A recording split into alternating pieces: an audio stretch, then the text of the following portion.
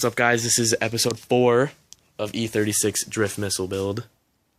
And it's a special video because it's the most important part of this car. What are we doing? Welding the diff. What are we doing? Welding the diff. Yeah.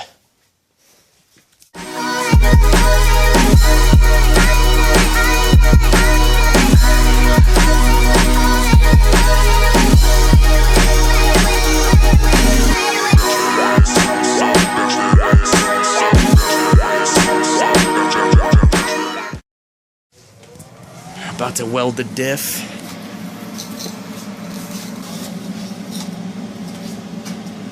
$11.50 at night.